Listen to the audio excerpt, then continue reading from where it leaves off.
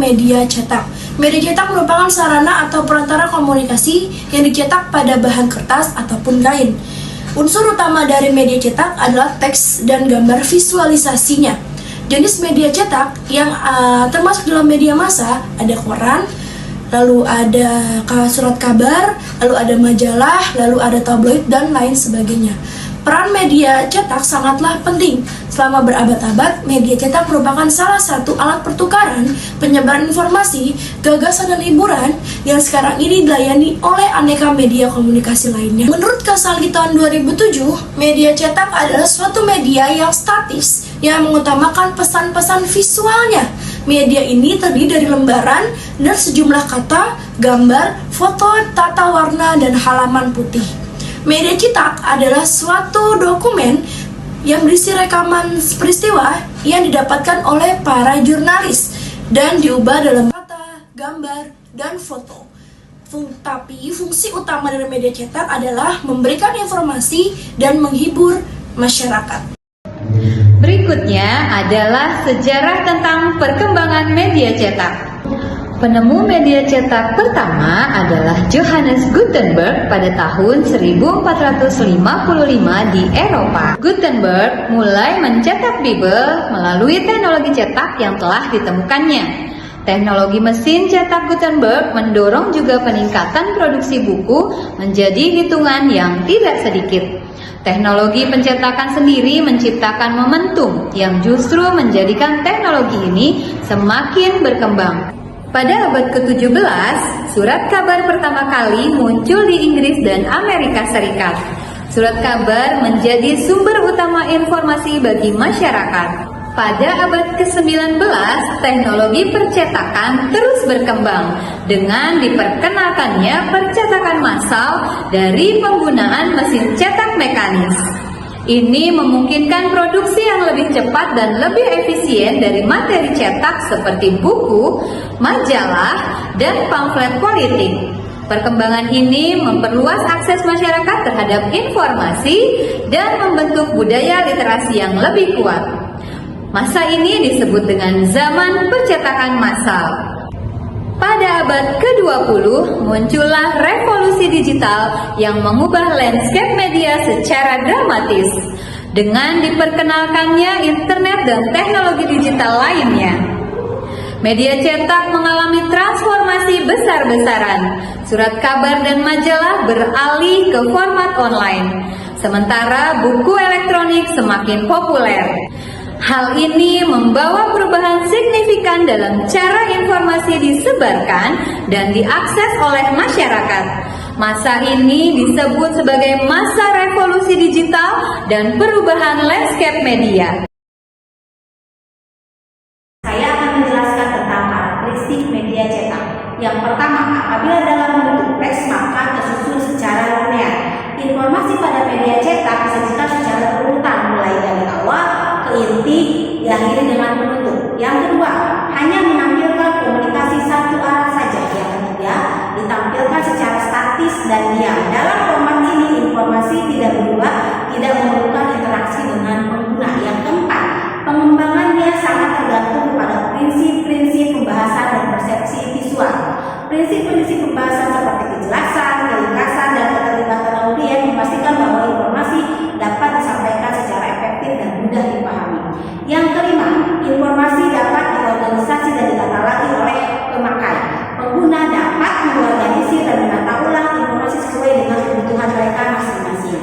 Keenam, terdapat kedalaman materi, memungkinkan pembahasan topik secara lebih mendalam dibandingkan dengan media elektronik. Ketujuh, informasi bersifat permanen. Yang kedelapan, fleksibel. Media cetak dapat dibaca di mana saja dan kapan saja tanpa memerlukan koneksi internet. Yang kesembilan, hanya terbatas kepada indera penglihatan. Kesepuluh, memiliki keterbatasan waktu. Yang ke-11, media cetak diproduksi secara massal sehingga dapat menjangkau daerah yang lebih luas. Yang ke-12, dapat dijadikan arsip dan koleksi.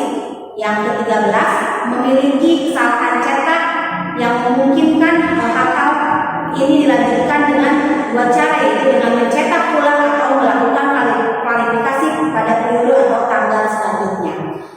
Demikianlah yang dapat saya sampaikan mengenai karakteristik dari media cetak. Jenis ragam media cetak dalam pembelajaran. Sebuah pembelajaran dikatakan berhasil apabila seorang pendidik atau guru mampu menyampaikan informasi dengan baik kepada peserta didiknya dan dapat diterima dengan baik oleh peserta didik. Salah satu caranya adalah dengan menggunakan media pembelajaran. Media pembelajaran dalam hal ini adalah media cetak. Media cetak adalah sarana atau perantara komunikasi yang dicetak dalam media kertas ataupun kain yang berfungsi untuk menyampaikan informasi. Ada beberapa jenis dan ragam media cetak dalam pembelajaran. Yang pertama adalah media massa.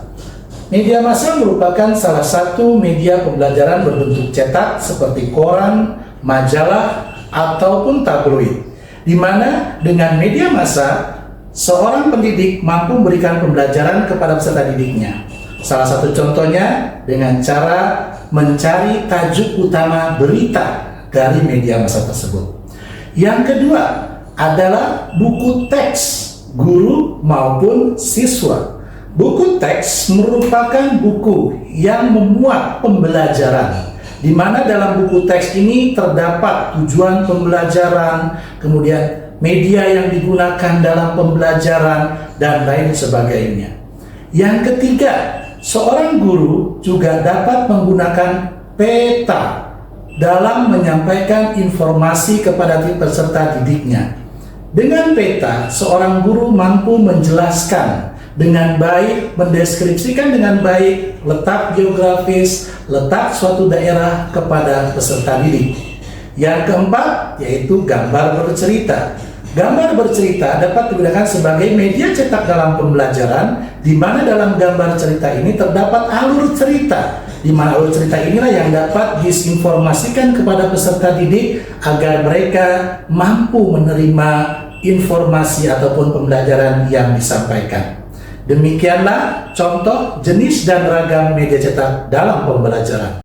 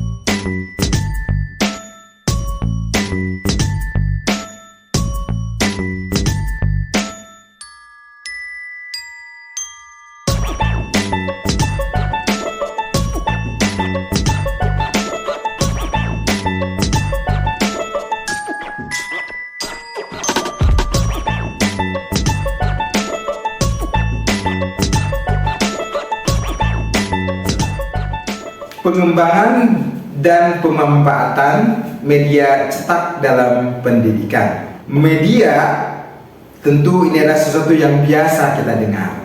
Nah, pengembangan media pembelajaran itu adalah menciptakan. Berarti menciptakan sesuatu yang baru, atau kemudian kita membuat, menyempurnakan yang sudah ada. Nah, itu yang disebut dengan pengembangan.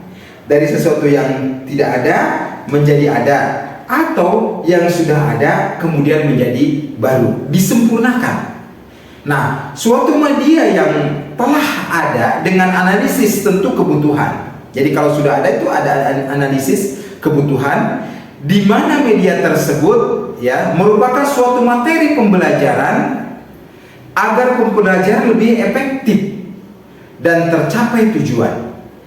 Media pembelajaran memiliki banyak fungsi dalam proses pembelajaran, yaitu pemusat perhatian peserta didik, menggugah emosi, ya, membantu peserta didik untuk memahami materi pembelajaran, membuat pembelajaran menjadi lebih konkret, tidak awang-awang, ya. Jadi anak-anak itu dibawa, peserta itu dibawa untuk langsung tahu seperti ini penerapannya. Kemudian mengurangi kemungkinan pembelajaran yang terpusat pada pendidik atau pada guru, ya, dan mengaktifkan respon peserta didik. Media pembelajaran cetak bisa berupa, ya, media cetak video, kemudian multimedia, audio, atau gabungan berbagai media. Tujuannya adalah untuk memfasilitasi proses pembelajaran yang lebih efektif, menarik, dan interaktif, membantu peserta didik dalam memahami materi yang dipelajari. Nah, kemudian pemanfaatan merupakan aktivitas penggunaan media untuk menunjang proses belajar mengajar agar lebih efektif dan efisien. Media cetak, ya, adalah suatu media yang statis dan mengutamakan peran-peran visual. Media ini, ya, terdiri dari buku teks misalnya, kemudian modul, buku petunjuk, lembar lepas, lembar kerja, nah yang seperti itulah dan sebagainya. Pada umumnya berisi materi pembelajaran yang dapat diakses dan dibaca oleh siswa atau peserta didik. Langkah ini dengan apa yang diinginkan. Jadi berdasar apa yang saya tadi sampaikan, ya, maksud dengan pemanfaatan media itu adalah media cetak itu adalah memanfaatkan media cetak dalam proses belajar mengajar agar lebih efektif dan efisien. Nah, beberapa media yang paling akrab hampir semua sekolah memanfaatkannya adalah media cetak, buku, ya. Serta banyak juga sekolah yang memanfaatkan jenis-jenis media lain, seperti gambar, media, video, VCD, slide, film, bingkai, program pembelajaran, komputer masih jarang digunakan meskipun sebenarnya sudah tidak asing lagi bagi sebagian besar guru. Demikian yang saya sampaikan tentang pengembangan dan pemanfaatan media cetak. Terima kasih.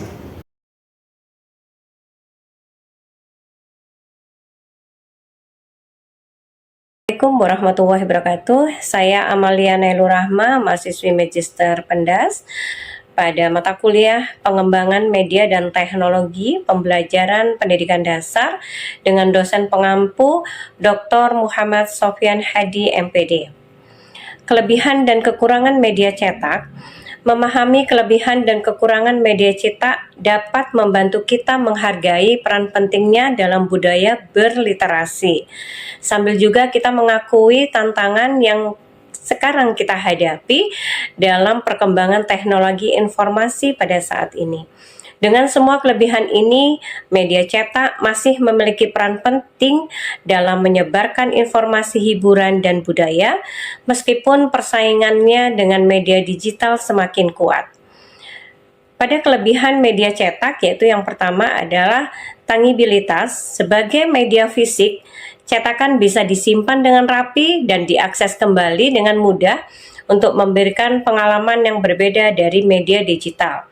Yang kedua yaitu biasanya konten yang dicetak dianggap lebih andal daripada konten digital karena sulit dimanipulasi setelah dicetak.